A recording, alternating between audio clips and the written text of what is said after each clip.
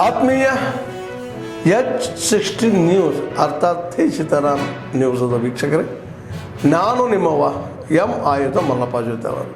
ತಾವು ಈಗ ಸುದ್ದಿಗಳ ಲೋಕಕ್ಕೆ ಎಂಟ್ರಿ ಹೊಡಿತಾ ಇದ್ದೀರಿ. ಈ ಸುದ್ದಿಗಳನ್ನು ಪ್ರತಿಯೊಂದು ನೋಡೋ ಜೊತೆಗೆ ನಿಮ್ಮ ಅಭಿಪ್ರಾಯಗಳನ್ನು ಹಂಚ್ತಾ ಇರಿ. ಯಾಕಂದರೆ ಈ ಸುದ್ದಿಗಳು ನಿಮಗಾಗಿ, ನಿಮ್ಮ ಬದುಕಿಗಾಗಿ, ನಿಮ್ಮ ವೈಚಾರಿಕೆಗಾಗಿ, ನಿಮ್ಮ ತಿಳುವಳಿಕೆಗಾಗಿಯೂ ನಿಮಗೂ ಗೊತ್ತು. ಜೊತೆಗೆ ನಮಗೂ ನಿಮ್ಮೊಂದಿಗೆ ಇದೊಂದು ಮಾತಾಡುವಂಥ ಜೊತೆಗೆ ಸುದ್ದಿಗಳನ್ನು ಬಿಡುವಂಥ ಕೆಲಸ. ಈ ಕೆಲಸದಲ್ಲಿ ನಾವು ನಿಮ್ಮೊಂದಿಗಿದ್ದೀವಿ ಅಂತ ಹೇಳ್ತಾ ನೋಡ್ತಾ ಇರಿ ಸುದ್ದಿಗಳನ್ನು. ದೇಶದಿಂದ ಹೊರಗೆ ಹಾಕಬೇಕು ಅಂತೇಳಿ ನಾವು ಆಗ್ರಹ ಪಡಿಸ್ತಾ ಇದ್ದೀವಿ. ಇಲ್ಲಿ ನಡೀತಿರುವಂಥ ದೇಶದ ಒಳಗೆ ನಡೀತಿರುವಂಥ ಹಲವಾರು ವಿಧ್ವಂಸ ಕಾರ್ಯಗಳಲ್ಲಿ ಅವರು ಕೈ ಜೋಡಿಸ್ಕೊಳ್ತಾ ಇದ್ದಾರೆ ಮತ್ತು ಅವರೆಲ್ಲ ಸ್ಲೀಪರ್ ಸೆಲ್ಸ್ಗಳಾಗಿ ಕೆಲಸ ಮಾಡ್ತಿದ್ದಾರೆ ಅಂತ ಬಹಳಷ್ಟು ಘಟನೆಗಳು ನಡೆದಾಗ ನಮಗೆ ಗಮನಕ್ಕೆ ಬಂದಿದೆ. ಹಾಗಾಗಿ ಬಹಳಷ್ಟು ಬೇಗ ಇವರನ್ನೆಲ್ಲರನ್ನು, ಯಾರು ಪಾಕಿಸ್ತಾನದ ಪ್ರಜೆಗಳಿದ್ದಾರೆ, ಬಾಂಗ್ಲಾದೇಶದ ಪ್ರಜೆಗಳಿದ್ದಾರೆ, ಇವರನ್ನು ಗುರುತಿಸಬೇಕು. ನಮ್ಮ ಜಿಲ್ಲೆಯಲ್ಲೂ ಬಹಳಷ್ಟು ಜನ ಇಲ್ಲಿ ಕಾಫಿ ತೋಟದಿಂದ ಹಿಡಿದು ಪ್ರತಿಯೊಂದು ಕ್ಷೇತ್ರದಲ್ಲಿ ಕೆಲಸ ಮಾಡ್ತಾ ಇದ್ದಾರೆ. ಅವ್ರನ್ನೆಲ್ಲರನ್ನು ಗುರುತಿಸಿ ಅವ್ರನ್ನ ಹೊರಹಾಕಿ ಕೆಲಸವನ್ನ ನಮ್ಮ ಜಿಲ್ಲಾಡಳಿತ ಮಾಡಬೇಕು ಅಂತೇಳಿ ನಾವು ಈ ಮುಖ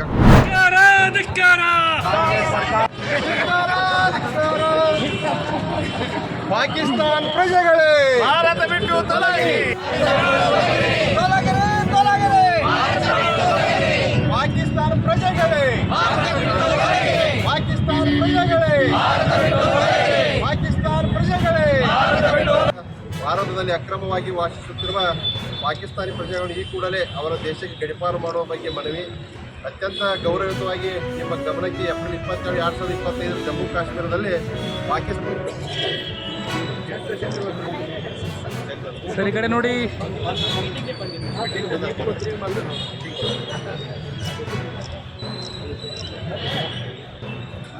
ಓಕೆ ಸರ್, ಓಕೆ ಸರ್.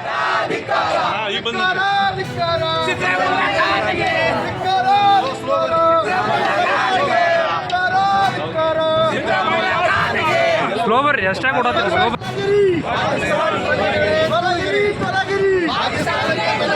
ಪಾಕಿಸ್ತಾನದ ಪ್ರಜೆಗಳಿಗೆ, ಉಗ್ರಗಾಮಿಗಳ ಆಶ್ರಯ ನೀಡುತ್ತಿರುವ ಪಾಕಿಸ್ತಾನಕ್ಕೆ, ಉಗ್ರಗಾಮಿಗಳಿಗೆ ಆಶ್ರಯ ನೀಡುತ್ತಿರುವ ಸಿದ್ದರಾಮಯ್ಯಗೆ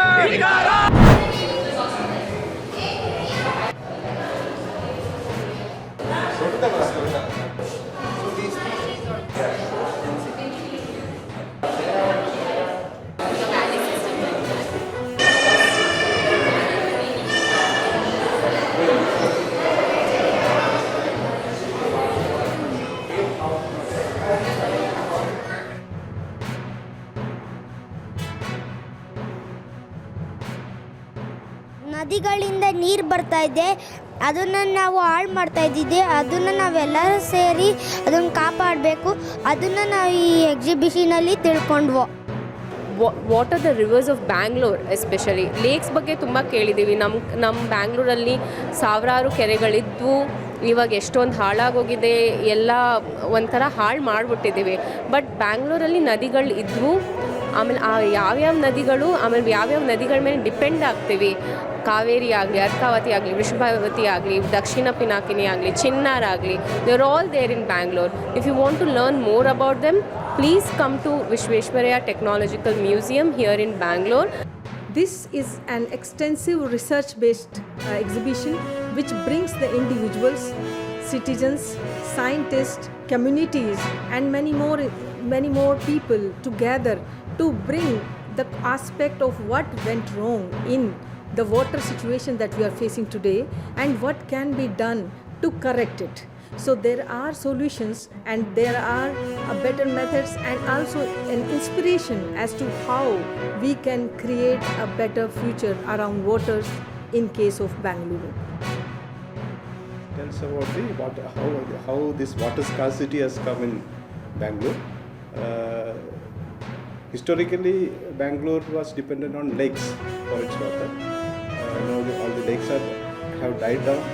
The two rivers, Arkavati and Vrishabhavati, two rivers in Bangalore, they have become like sewage canals. So all these issues have compounded the problem. ಅದಕ್ಕೆ ನಾವು ಈಗ ಕಾವೇರಿ ನೀರಲ್ಲಿ ಡಿಪೆಂಡ್ ಆಗ್ತಾ ಇದ್ದೀವಿ. ಅದು ಭಾಳ ದೂರದಿಂದ 100 ಕಿಲೋಮೀಟರ್ಸ್ ದೂರದಿಂದ ನೀರು ಬರ್ತಾ ಇದೆ ಕಾವೇರಿ.